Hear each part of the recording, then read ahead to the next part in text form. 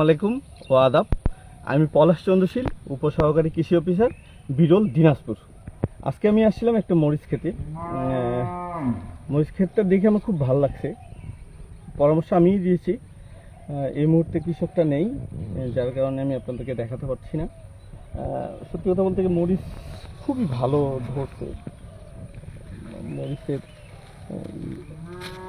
গঠনও ভালো। মরিচ নিয়ে অনেকে অনেক কথাই বলছে, এর আগে আমি দেখেছি বা শুনেছি। আজকে আমি মরিচের দু একটা কথা বলবো মরিচ নিয়ে। আসলে মরিচ কেন ঝাল, আমার আজকে টপিকসটা হলো মরিচ কেন ঝাল। আচ্ছা, তার আগে আমরা জেনে নেই মরিচের উৎপত্তি কোথায়। মরিচের উৎপত্তি হলো দক্ষিণ আমেরিকায় এবং প্রথমে কলম্বোতে চাষ করা হয়েছিল।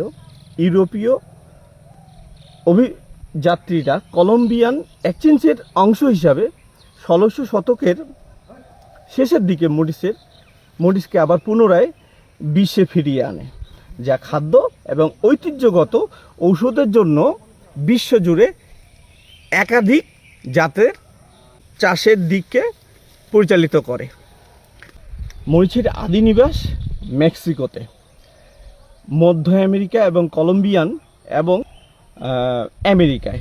মরিচের বীজ 1493 সালের স্পেন থেকে আমদানি করে নিয়ে আসা হয়েছিল এবং তারপরে ইউরোপ ও এশিয়ার বিভিন্ন দেশে ছড়িয়ে পড়ে। ভিডিও শুরুতেই বলেছিলাম যে মরিচ কেন ঝাল, তাই না? আচ্ছা, এখন মূল কথায় আসে। আসলে মরিচ খেলে প্রচণ্ড ঝাল অনুভূত হয়। কারণ হলো মরিচে থাকা ক্যাপসাইসিন নামক রাসায়নিক যৌগর কারণে।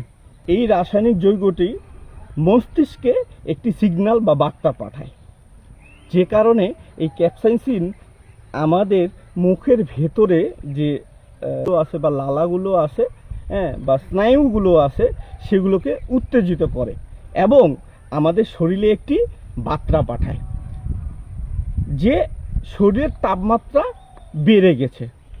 আমাদের মস্তিষ্কে বার্তা পাঠায় যে আমাদের শরীরের তাপমাত্রা বেড়ে গেছে। তখন মস্তিষ্কে প্রক্রিয়া হয়ে শরীরে একটি ঘাম সৃষ্টি করে, আর এই প্রক্রিয়াটির নাম হইল গ্যাস্ট্রি পারস্পিরেশন বা শ্বাসজনিত ঘাম। আর এই শ্বাসজনিত ঘামের কারণটাই হইল এই ক্যাপসাইসিন। তাহলে জানা গেল যে মরিচ আসলে কেন ঝাল। মরিচে এই রাসায়নিক যৌগ যেটি ক্যাপসাইসিন নামক যে পদার্থটা আছে, সেই কারণেই মরিচ মূলত ঝাল হয়। আমি একটু খেয়ে দেখাচ্ছি, একটা মরিচ তুলি।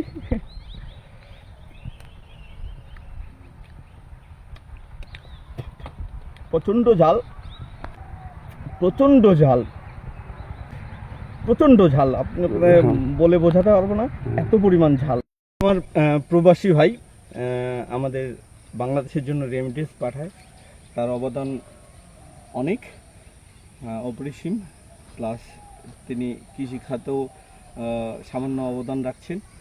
ওনার বাসায় জমি জমা আছে, সেগুলো ওনার বড় ভাই দেখাশোনা করে। পাশাপাশি তিনি বিদেশ থেকেই ভাইকে পরামর্শ দিয়ে থাকে যে এটা করো ওটা করো।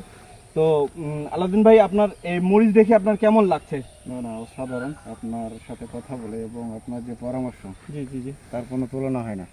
এত সুন্দরভাবে যে আপনি পরামর্শ দিচ্ছেন, তো আসলে এই কৃষকেরা যদি আপনার পরামর্শ মতো যদি ফসল আবাদ করে, অবশ্যই তে সফল হবে এবং ফসলও ভালো হবে। তো আলহামদুলিল্লাহ, আপনার পরামর্শটা খুব আমার কাজে লাগছে। ইনশাল্লাহ আমি ব্যাক করলে আপনার পরামর্শে আমি কাজ করবো ইনশাল্লাহ, আশা করি। তো খুব ভালো লাগছে আপনার পরামর্শটা। দেখ, আচ্ছা, ধন্যবাদ আপনাকে, ধন্যবাদ। আপনারা দেখতেই পাচ্ছেন যে কি সুন্দর।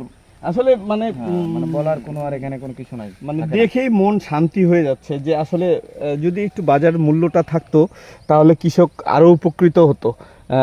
আমার মনে হয়, যেহেতু এবার বাইরে থেকে মরিচও আমদানি করা হয়নি সেভাবে, আর এখনও মরিচ পর্যাপ্ত না হলেও আপনার এখানে আরও মিনিমাম 100 মনের মতো মরিচ হবে।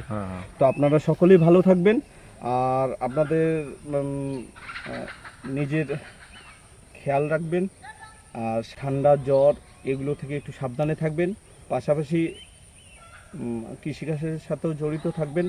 আর আমাদের মতো যারা উপসহকারী কৃষি কর্মকর্তা আছে, আপনাদের কৃষি বিষয়ক যত পরামর্শ লাগবে আপনারা আমাদের সাথে যোগাযোগ করবেন।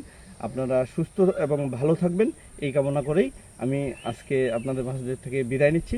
আসসালামু আলাইকুম, আদাব।